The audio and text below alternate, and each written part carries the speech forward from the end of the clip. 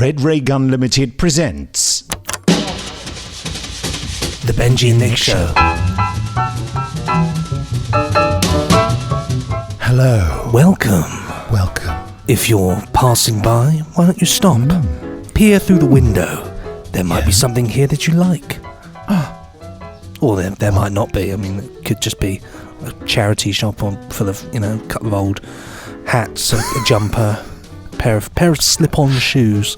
In which case, carry on walking. You're not selling it. No, I'm not. But if you like that sort of thing, if you're hats and jumpers? No, cult television, I suppose we should say. If you like cult television, if you like programs from the past and memories from the future, whatever that means, then you're in the right place. Welcome to the Benji and Nick Show. I'm not Benji. And I'm not Nick, no. That is a fun attempt at introducing ourselves the opposite way round. You see, I'm Benji. And I'm not. No. I'm Nick, all right? There we go. We got it out of him eventually. Sorry, it's hot. It's too hot. I'm tetchy. I'm just drinking some water. You're not allowed to have water. Oh. Gags just carried on from one podcast to the next. I know. It's just, that's how crazy we are. So this week we are discussing a fantastic series, Quatermass and the Pit.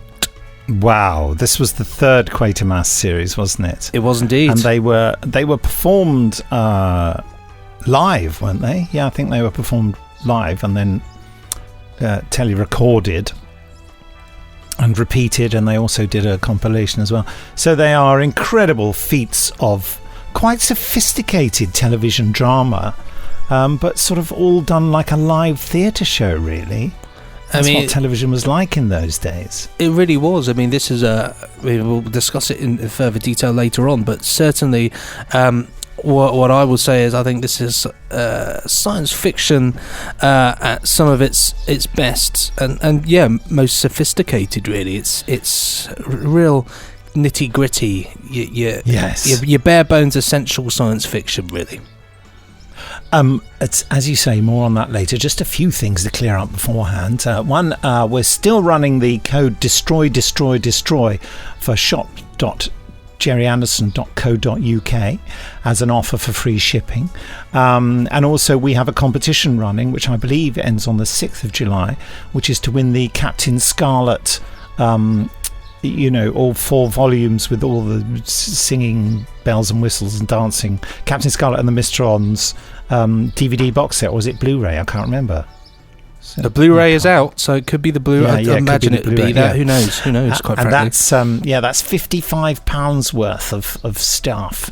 And the question was, who played the voice of Lieutenant Green in the original Captain Scarlet and the Mysterons?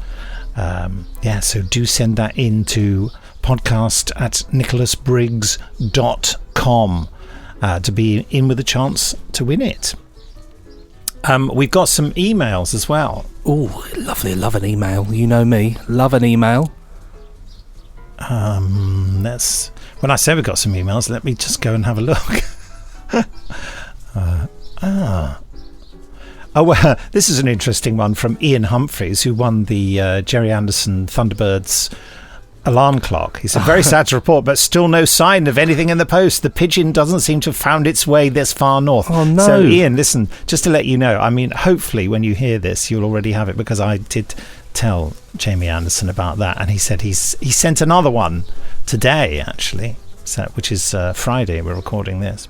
So there you are, Ian. I have this vision of Ian suddenly being inundated, and he's like, I've got 50 of them now.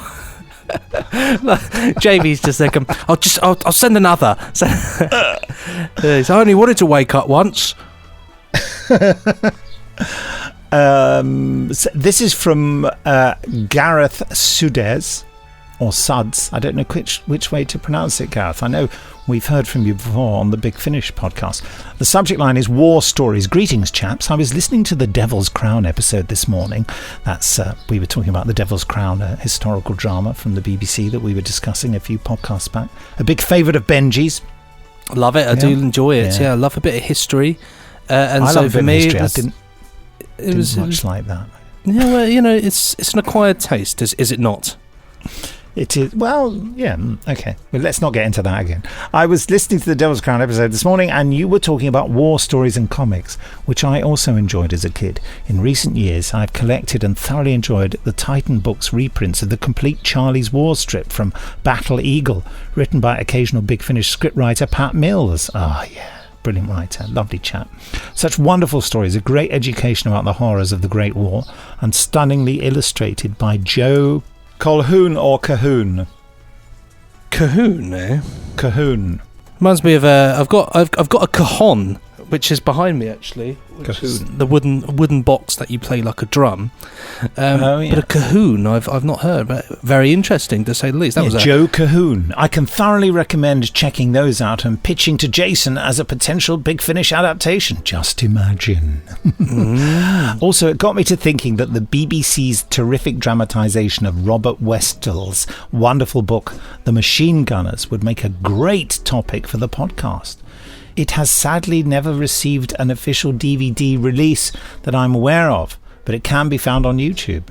Anyway, carry on the great work. It's always a good listen on my morning commute. Best wishes, Gareth. Yeah, that's interesting. The Machine Gunners. I don't know of that one. Do you? I don't know of that one. But I was going to say, actually, talking of the war stories thing, I was talking with my uncle the other day about, because he's an illustrator, so... we were talking about all the lovely old covers like Lion comics and things like that. But he mentioned something which he remembered, which is Paddy Payne, Warrior of the Skies. And when you put that into Google, you get some awesome, these old comics they are, you get these awesome like pictures of biplanes and Spitfires and Stukas and BF 109s, Messerschmitts and all sorts, Heinkels. It's gorgeous stuff there, really. That's a fun one. But what a good name, Paddy Payne, Warrior of the Skies. Yeah, that sounds rather interesting. It's worth a look. You'd appreciate it, I think, from looking at the covers and all the bits and bobs. It's quite fun. Right. Here's the last email, and it's from Simon Walker. And the subject line is Your Amazing Benji and Nick Show, or B&N Show, as he's put. 3 exclamation marks. Bonjour to you glorious chaps, the gentlemen Benji and Nick. Hope you are both fine and dandy. Question mark. Are you fine and dandy? Well, I try to be. I certainly try to be. How about yourself, Nick? Are you fine and dandy? A bit hot. It's very hot. Yeah, it's very hot in here as well, in this studio room. Got the shed door open, yeah, and the windows. I've got the window open, but then the blind down, which is stupid of me. Does it keep sort of bashing? Yeah, you know, I don't like lights, but I want to breathe. It's a hard one. Yes. Hope you're both fine and dandy. Oh, I've asked that question. Sorry. I'm suffering from heat exhaustion. Just a quick note to say I thoroughly love your continuing adventures through the annals of cult TV. Your amazing rambles through the 70s and 80s archives make my week, and I decided to treat myself to Children of the Stones following your review. I recall being scared to death of the events in the show when I was 6 or 7 years old. That show maintains its strangeness even today, and it was a real treat to view it all again. Although, like all memories, the reality of what you see now is hugely different to the recollections in your mind, so thanks for the trip down memory lane. While I'm here, I wanted to recommend to you a fantastic book I discovered a few years ago called Welcome to Scarfolk by Richard Littler. The book tells the tale of a town trapped in a world of the 70s and 80s, specifically focusing on the all-pervasive, oppressive, dark information films of that time, which used to scare us all half to death when we were growing up. It is both a mysterious, worrying and funny book. Despite its strangeness, it just screams nostalgia in a warped way, and I think the book would be right up your alleys. Oh, you know about it, do you? Yeah, oh, definitely. It is right up my alley. It's loads of wonderful, gorgeous artwork. It's on Twitter as well. You can see loads of it. It's just you'd love it. It's all very, very threadsy in a way, and sort of. Well, I've clicked that link so that I can look at that later. Yeah, you will love it. Simon goes on, the book got me thinking about a potential episode of your show in which you could talk about the information films that used to populate ITV and BBC in the 70s and 80s. Charlie says, do you remember? Charlie says. I would absolutely love to do that, actually. That's definitely something we should do at some point. Have you ever seen Apaches? What's that one? Oh, that's a horrible. Is that about kids? Don't play on farms. Right. And a little boy drowns in a big vat of pig's will. Horrible, horrible way to go. But yeah, that's pretty. And I know one's about shotguns and electrocution and stuff. For anyone slightly at sea listening to us, the British government used to issue these information films. And they used to just feature as commercials on television. So suddenly you're in the middle of having your fish fingers and chips and peas or something. And suddenly there'd be this film about a little boy accidentally, blowing a hole in his leg with a shotgun. I was going to say a machine gun. That's not right. Anyway. Duck and cover, of course. Throwing a frisbee into an electric pylon. Death stalking the young kids faffing about close to the water. The traumatic film of the kids playing with a kite close to the electricity pylons. Happy times. Yeah, what was the Grim Reaper one? That was Thin Ice, wasn't it? Thin Ice. Was it? Yeah, that was horrible. I remember that. The worst one I ever saw actually was one for rabies. That was just horrific. Oh yeah, that was a big worry, wasn't it? That advert filled me with dread. Oh. There was a drama done about rabies getting into this country in the 70s. It's never been shown again. I remember it was extremely disturbing. We were all obsessed with it for a time. Anyway, I also wondered, says Simon, if you've ever considered talking about classic radio sci-fi shows too. Hitchhikers, obviously, but also Earth Search. 1994, the comedy sequel to 1984. Yeah, that was rather good, actually. Or the classic old horror dramas of the 1950s. Cult shows on audio don't seem to get discussed all that much. So to hear your take on these shows would be fascinating, given your close connections to the audio format. Good point. Anyway, wonderful to hear you again, and keep up the amazing work, you crazy chaps. Yeah, we're just crazy. We're wacky. So crazy. I was actually listening this week. It wasn't science fiction, but I did. I found this great website which just has loads of really, really old radio drama, and I was listening to a great. I think it was from some South African radio show, but it was a horror thing called The Yellow Room, which is really good, and it's ever so, and all of a sudden, 4 of the 5 candles blew out. And then you have this man there going, how awfully queer. It's just so wonderful of its era. It's just superb. And then he holds out his hand to feel another hand touching his when he thought he was the only person in the room. And then at the end it says, and John the vicar is still campaigning for the room to be demolished, whereas John, who stayed in the room, is now mad. I was just like, okay. He's just mad. He just lost it. He's gone. John is now mad. Well, that's very sensitively put. It's like, normally it's like, Jane went to Africa for 2 years before settling down in Reading. David became an accountant. And then, Richard is now mad. Just like, it's not really... Imagine, I suffer a bit from depression. I imagine going to the doctors and saying, I've got these problems, and he'll go, yes. Well, you're mad. I'll just give you this harmless lethal injection, put you out of my misery, and it's harsher times. Very harsher times. Anyway, much harsher times, I should say. Very harsher times. Very harsh. Yes. But no, interesting stuff there. Lots to consider, as always, when we get people recommending things through. It's good because it gives us plenty of scope for the future.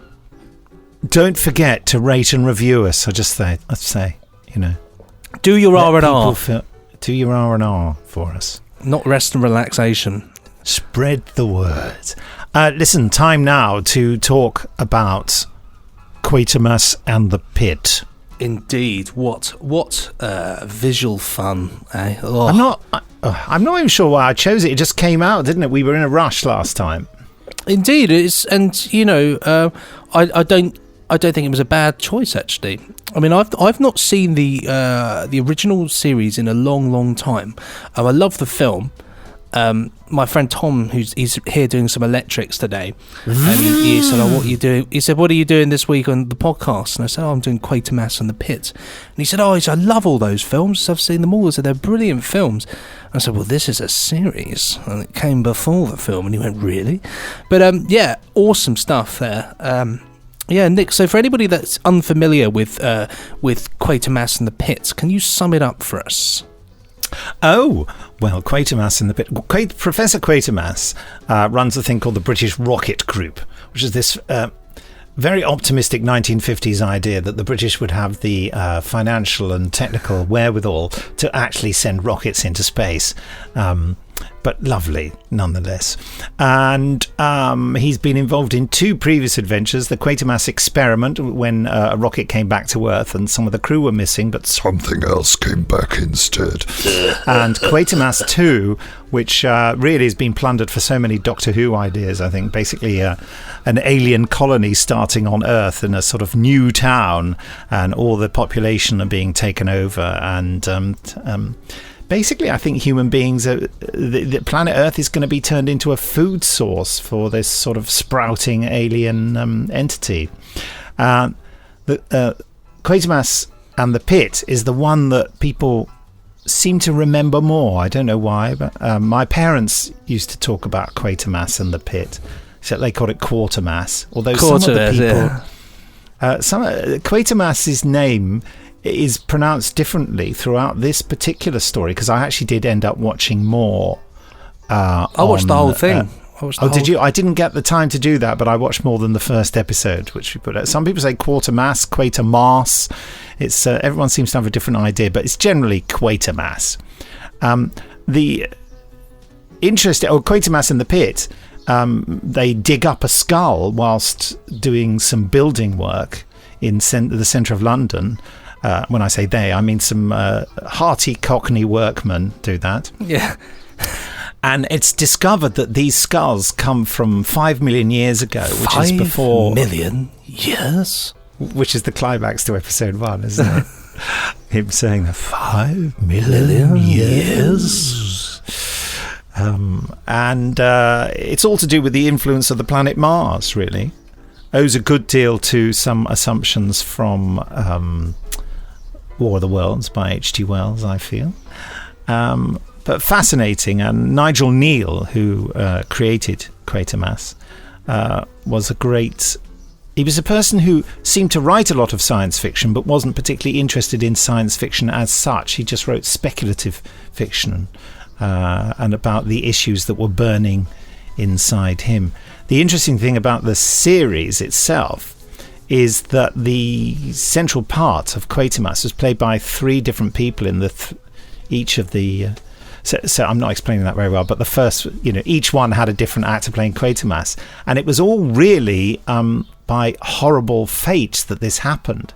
Because the first Quatermass, whose name escapes me, I only know the name of the third one, Andre Morel. The first one was Reginald Tate. Tate, that's right. He was about to play in Quatermass 2 and died shortly before the broadcast. So they got a different actor in. What was his name? Brian Donlevy. No, that's in the movie. Oh, that is in the movie. No, you're right. John Robinson. John Robinson, that's right. And he came in at the very last moment, and unfortunately that means that Quatermass 2, which was performed live and then later recorded, Quatermass, you can see how they've redistributed his part around the rest of the cast for the first episode or so. And he does a lot of referring to a clipboard as though he's considering things. And he's clearly having to read it, and he fluffs his lines quite a lot as a result of being an older actor who has not been given enough time to learn the part. This is blasphemy, me saying this. People don't often talk about this, but that was the problem there. And then sadly, I'm fairly certain, I could be horribly wrong about this, that John Robinson died before Quatermass and the Pit. So that's why Andre Morel got cast, but I might be wrong there. It may be that he just... Did he? I think he must have been unwell, because it says here that he died on the 6th of March 1979. So maybe he just didn't want to do it. Well, maybe he'd had such a tough time the last time. Well, quite. You thought quite. Oh, he had a long old life, didn't he? Isn't that marvellous? Yeah, good Lovely. on him. When did he was in Andre Morel with us? His final screen role was in Fall of Eagles, which is really good. Another one of my historic TV shows. Although I've not really seen it, I've got a friend who recommends it, so it's probably one that I need to see. I think that Andre Morel, because I know Andre Morel was also in Edward VII, which was a big flagship ITV drama in the 1970s, playing Lord Palmerston, I think. He was in Lawrence of Arabia as well, 62. Oh, what, John Robinson? Robinson, yeah. Ghost Ship in 52, yeah. Yes, he did loads of stuff. He had a big film career, but so did Andre Morel. Andre Morel, you see, I was absolutely captivated by his performance in this. I honestly, I was watching it and just thinking I really thought it was some of the best acting I've seen. Because sometimes when you watch older things... you know, especially telly things, sometimes you sort of feel like people come in and do a job and don't always get completely and utterly captivated by it, I suppose. But for him, it was like, wow, I was so taken back. I believed in the character, and it was just, I thought he was superb in it, actually. Well, he pulls off a very clever trick, really, because he plays Quatermass as a very, very impassioned man, passionate about his arguments, but also he has a real urbane charm about him as well. Definitely, you kind of love him, don't you? And he really the ferocity of his delivery, but also the charm of it. You just admire him. That's what Andre Morel was really good at, playing admirable men. He was really, you think the world of him. He's amazing. And I do think he's the best Quatermass by a country mile, even though John Mills, who's a great actor, did a great version in the Quatermass Conclusion, as it's sort of being called, which was made for ITV in about 1979, I think. I do think that Andre Morel really should get the award. And Andrew Keir, superb, yeah. But Andre Morel takes it to a different level, I really feel. And what we've got to remember about this is a lot of the things we talk about on this podcast are children's programs. This was adult and it drama. It shows that gripped as well the nation. And so, rightly or wrongly, you know, everyone is taking it very, very seriously, and it would have been done completely in earnest. I'm not saying that people who do children's drama don't, but, you know, there's always that possibility that they thought, oh, well, it's just for kids. Whereas this was, as I say, they already knew the first two Quatermass series had been massively successful, and people were gagging for more. And it's such a brilliant title, isn't it? Quatermass and the Pit. It lures you in. The Pit, just wow. I mean, the thing I felt with this, actually, watching it, in a way, because at times it can be a bit, the pace can drop a bit. I mean, in one particular episode, they spend a whole episode sort of just trying to get into this hatchway door, and it's a lot of sort of fetching a drill and all this stuff. But the one thing I would say is that it feels like you're watching a sort of, even though it's a drama, you feel like you're watching almost a broadcast of people investigating and trying to open this ship, and it feels very exciting and it feels very real. It doesn't fit. You don't feel like you're watching some sensationalized piece of drama. It feels very grounded, and it feels like, you know, oh, what are they going to do next? Are they going in? How they've just discovered this? It feels you're really along with them for the whole thing, and when new revelations of the plot come in, it's exciting and it gets you thinking, and it's absolutely superb. And when you consider the technical limitations of the time, they really do an amazing job. I mean, it has to be fair, a lot of it has been pre-filmed on 35mm black and white film. And the restoration job done on the production, where they've taken the best bit, because it was re-edited into a shorter version after it was first broadcast. So there are different surviving bits in different states of repair. So the quality does vary throughout the DVD release. But, the best quality bits are the bits taken from the film footage. And they've done, and the restoration has been incredible because reading about it, all the sound levels were all over the place, and they've had to reconstruct lines from bits from other bits of the episode and stuff like that. They've done amazing work, and you can't spot it. Not at all. The people who work on these things, I wish I could quote the names, but I don't have the packaging with me. Just did amazing work on this and should really be applauded. But yeah, the technical limitations of the day, they really overcome that, and they do amazing stuff. And the beautiful radiophonic workshop sound of the strange noise emanating from the capsule that they eventually discover in the pit. The ending is that the technical limitations kind of scupper that. I think in a way, I think the film is better formed in terms of like a big climax. The ending of the series version, I think is powerful in different ways. Very good. For me, I think the best episodes are actually the first and the last episode on this one. I think it opens really strong and it does finish really strong. But you get a feel of there's a bit more of a globalized threat in the film rather than maybe in the TV version. But at the same time, they make such great use of the limitations of production. In the film, they simplify the ending, though. They change the ideas slightly to make it. They do. The TV series is more sophisticated in its. It's more hardline science fiction, isn't it? In that respect. Yeah. But it's it is.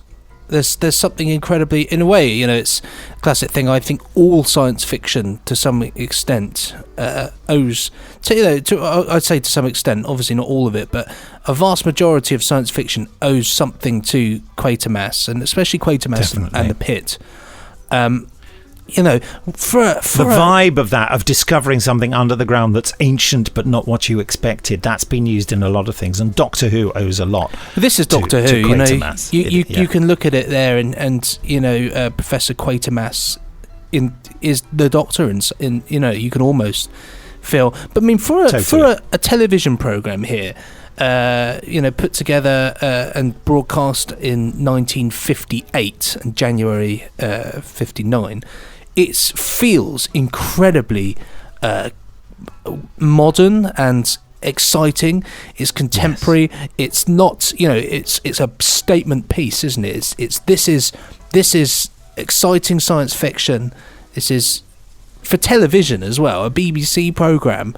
It's much bigger than what it actually is in a way. Well, it's to do with the passion with which it's told, and the professionalism, and the beautiful script work, and also the producing stroke directing of it. Rudolph Cartier, who was pioneering director of television, responsible for so many brilliant things. And was it Paddy Russell who ended up directing Doctor Who? She was his assistant, and she is in no small way responsible for the brilliance of this. Let's have a look. She says she appeared in the first 2 episodes of the Quatermass experiment. Her main role was production assistant for television director Rudolph Cartier. She worked on Quatermass. Yeah, she did. Yeah.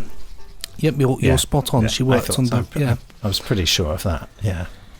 So she is a huge part of this, and it's interesting that she went on to work on Doctor Who. But again, this, and I know that Louise Jameson loved working with her. In a way, Doctor Who is Quatermass and the Pit and Doctor Who. They could almost be related in terms of how it's very similar in the way that it kind of all unfolds. It's an unfolding mystery. It's challenging with issues and various forms. It's a very natural progression, I would say. Oh, but, definitely. It's groundbreaking. And that's the delight of I don't know how old I was when I knew about Quatermass when I was a kid, because my parents used to talk about it when they say, you and your Doctor Who, we remember Quatermass. And that thing in the pit, and I think they got confused between Quatermass 2 and the pit, and they said there was a big gooey thing, and I don't know when I think there was a celebration of the BBC's whatever anniversary, and they showed clips from Quatermass, and one of the clips they showed was the guy who does the drilling. Oh yeah, the civilian contractor who has the drill, and he says, "Oh yeah, I did a top secret job and blah blah blah. Got this right." And he said, "Well, I'm glad you didn't. I hope you didn't talk about it." Of course, he's very. But that bit where he's taken over by the power in the pit, and he starts running in this weird way with his hands like one of those arthropods, and a kind of horrific. It is really, and interestingly, in the film, they chickened out of that. They just had him running around with his hands in the air. But when he does that sort of strange insectoid pose, that is just so bizarre. And they showed that clip in a BBC documentary, and I watched it, and it terrified me. I was a teenager at the time, but it absolutely terrified me. I just thought, goodness me, I've got to see this one day. So to sort of discover there was this precursor to Doctor Who, and you watch it finally and you think, my goodness, yeah, they just took everything from this and did Doctor Who. Definitely. Yeah. It's pretty obvious when you see it that way. I mean, the other, when you're talking about, the horrible, insectoid pose, this deals with lots of things as well as science. Obviously it delves into sort of things like witchcraft and like the wild hunt and and the occult and stuff like that, and so you kind of it sets you in a terrible sort of feeling of unease with lots of different ways, through science, through the horrible insects like because insects are horrible, aren't they? And hives and colonies. They're horrible. They came out to dinner last night and they were horrible. I mean, creepy crawlies. But and then horrible ghosty spirity things. So there's lots of meat there for people to get their teeth into. It's really lots of different ways to give you the willies. Yeah, indeed. We are just loving this, aren't we? We are. It's how can you not really? That's the thing. I just want to stop and go back and continue watching it. Well, I watched the whole thing. Thoroughly enjoyed it. It can be slow in parts, but then that's just down. But I just, I love that.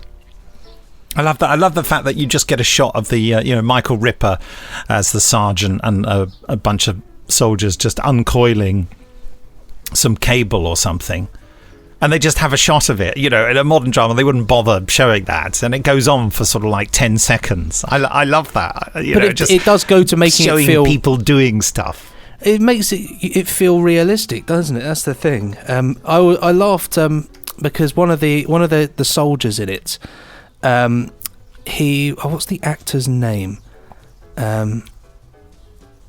The cheeky one. It is Michael Ripper. It is Michael Ripper. Oh no, well that's the sergeant. There's a cheeky private who's always going, I don't know. Oh, that guy is funny. No, well, Michael Ripper was he was in Wurzel Gummidge. He was a reoccurring character. He played Mr. Shepherd.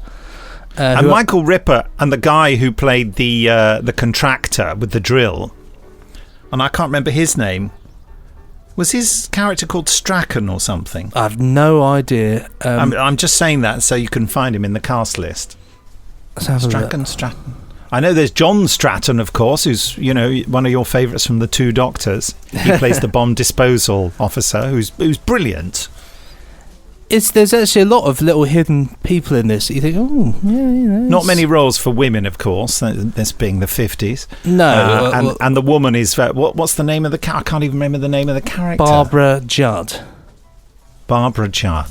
So who am I looking for again? I'm looking for Strachan. Is it? There's nobody on it called Strachan. It seems. What was the actor's name? Well, that's why I don't know. That's why I'm. Oh right, okay. We just got Corporal Gibson, First Private, Second Private, Sladen, Richard Shaw, Strachan. Richard Shaw and Michael Ripper played the villains in a 1960s and 1970s brilliant TV kids adventure series called Freewheelers. Freewheelers. Yeah, I remember you mentioning. And I swear they used to improvise their lines. They used to just walk around and go, "Well, we've got to get those kids, haven't we? Yeah, we got to get those kids because they're going to take over, and we'll get them, And it's just like they went out into the New Forest with the 16mm camera and said, right, just make some stuff up about taking over the world. Now, I'm sure that wasn't the case, but it's interesting that Freewheelers never had a script credit. It was always story by. Just riff it, guys. Just riff it. My friend. I wonder whether those guys met on this production. And that's where, maybe certainly a good thing to have memories from. You think, you'd certainly bond over it, wouldn't you? I mean, Michael Ripper looked the same for decades, didn't he? Oh yeah, absolutely. It's a bit of a. There are some people that just do that though, and they never really age. I think he probably looked old from the age of 15. And it just stayed like that. Well, like our good friend Jeffrey Baildon, he was born old. Raise his hat. But my friend Roberts, he messaged me and he said, I hear you're doing Quatermass in the Pit next week. He said, I think that Julian Glover does a better job in the movie as the Colonel than Anthony Bushell, is it? Who plays Colonel Breen? Yeah. In the series, he said he thinks he does a better kind of performance in terms of the character. It's a tough one. It's a different character. They play the character it's less subtle in the movie. Everything has to move quicker in the movie. Yeah, I mean, so everything's short-circuited, really, and he's a much younger officer in the movie as well. Again, very true. I found that the Colonel in the series incredibly, he does a great job at winding you up by being so annoying the ignorance of the whole thing. And he has a very interesting one clump of hair in the middle of his head, doesn't he? With sort of gaps either side. That's really weird. Yes, well, it's those military-grade hats, you see. They're terrible for the hairline, oh boy. I was sort of not aware. I mean, who is it in the film again? The famous Glover. Julian Glover, yeah. Julian Glover in the film. I mean, Julian Glover gives a great performance. He's a great actor. I'm sort of aware of it being a performance. Whereas in the series, the guy in the series... It's just like I'm observing some annoying military man, and I've seen that actor in many things. But there's something. It's ultra realistic what he does. It's that absolute ignorance and complete disregard for anything outside of that sort of military comfort zone. I think at one point he says something like, "I'm going by the facts, and what I've seen here indicates that it is a German V weapon." He said, and then it's not. It's an overturned Dalek, you idiot! You fool! You old fool! It's quite That's clearly, what it looks like, doesn't it? Quite clearly the inside of the TARDIS. I can't help thinking that Ray Cusick saw this, and because it's not dissimilar to a Dalek, is it? Let's face it. It's got bumps on the side and a domed top. But I think on the interior of the ship, it looks like the TARDIS as well, with the roundels. So maybe. Who knows? Quite frankly, it's an interesting one. But I think fascinated me, and this may be just dull as dishwater to everyone else, is how they decided which bits to film and which bits to do in the TV studio. Because sometimes they cut in the middle of a scene. What seems to happen is that episode 1 has a lot of film stuff to really make it slicker. The building site stuff and but also the stuff. Where some of the main drama is just filmed, and then what seems to happen at the beginning of each episode, it reverts to TV studio for a very long period, and then by the end they whack some film in as well. I just would love to know what the thinking behind that was. Money? Because sometimes sometimes it's totally illogical. Yeah, but how? I suppose so. It could just be. But to go right in the middle of a scene to. And there are bits literally where something happens and it's filmed and then they cut back to the studio, and there are a couple of bits where I think that for the restoration they've cut out the bit of there's a bit of a wait when you can see they're waiting for a cue to continue. Well, I mean, perhaps it's a case of they only had X amount of film cameras. I'm sure that's true. So they perhaps allocation for filming, yeah. Yeah. So also perhaps they made up for the lack of because a multi-camera. Perhaps they made up for the lack of having all film by mixing it up. Because I suppose back at that time, tape was still relatively exciting, and so perhaps it was they must have been aware that the videotape stuff didn't look as good. It just seems to me that the obvious thing to do would be to do the external stuff on film, absolutely, or at the film studio where they were doing big exterior sets, because there are bits where people's breath is frosty, so that's definitely outside, and then do all the interior close stuff on the studio. In the TV studio, but it seems they do some of the stuff that would normally be done in a TV studio. They do it in a film studio and film it. So it confused me slightly. I mean, fascinating. I think if anybody knows, if anybody is out there listening and knows the answer to that, because I'm sure this podcast seems to attract people with great knowledge of different things that we talk about. Email in and let us know, because that would actually be really intriguing to find out. Right. Well, I think it's a very strong 5 exclamation marks out of 5 for me. Definitely. Yeah, a definite for you as well? Definitely. So hugely 6, yeah, absolutely. So hugely recommended. You can get that from let's have a look. TV series. Probably it's on DVD, but it's on DVD. It's a BBC DVD. You can get the complete collection. It says here. BBC Worldwide complete collection. Yeah, you find that on the internet. Highly recommended. Get yourself a bit of. It's all 3 of the. What's surviving anyway? Yeah. So get yourself on that and enjoy it. I've got a request for next week, which I think you might like. I say like it's. Subject-wise, you will, but the execution's interesting. Have you ever seen Pathfinder? Pathfinders. The World War II, is it? That's the one. Do you know, I was aware of it. I didn't know whether I ever... No, I'd love to do that. It's an episode of that. Bomber Command series from 72 to 73. Bomber Command! Bomber Commander, boy. I think that would be a really fun one, because we were talking about, the Paddy Payne stuff, and so I think that could be a fun one for next week. So I'm cool for that one. So next week we'll be flying through the skies to the wonderful sound of Malcolm Lockyer's music.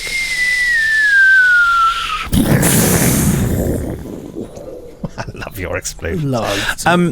So don't forget, email us at podcast@nicholasbriggs.com and rate and review us. But it's that time when we're getting very, very close to the mic. Indeed, it's yes. Well, for all of you listening, it's been a pleasure. Watch out for spaceships and aliens buried under the surface of building sites. And if they do, it's a common problem. It is, and if they do, for God's sake, don't open it. Just leave it where it was and just walk away. But yes, I'd just like to say I completely forgot to phone Jamie Anderson. Oh no! We'll do it next week. Yes, we'll do it next week. We'll post it. We'll send him some posts this week to make up for it. So yes, it's a goodbye from me, and a goodbye from me. Pressing stop now. Ka-chunk. What we've got to do is deliver all the best stuff about this podcast in 25 seconds or less. What, like a trailer? Like a trailer. In 25 it is a trailer. It's for actually a trailer. Oh, right. 25 yes, it's a trailer. Seconds. Yeah. But there's so much. Okay, right. 5, 4, 3, 2, 1. Let's get started. Well, it's full of interviews with celebrities and stars who worked with or for Jerry Anderson.